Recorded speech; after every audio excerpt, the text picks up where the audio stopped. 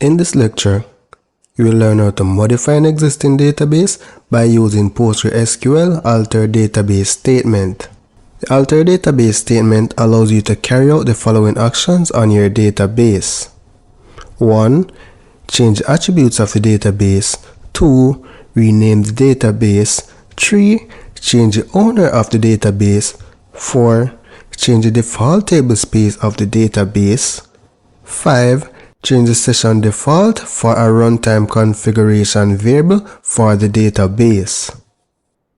In order to change attributes of the database,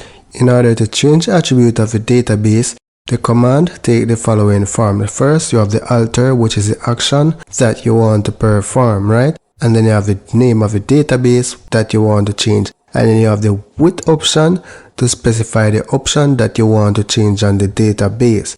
As mentioned earlier, when you were creating the database, there are several attributes that you could have specified. So to change these attributes with the alter command, you simply use the with option. So some of the options that you can change is the template, the connection limit, and allow connections. It's very important to note that only super users or DB owners can change these settings on the database.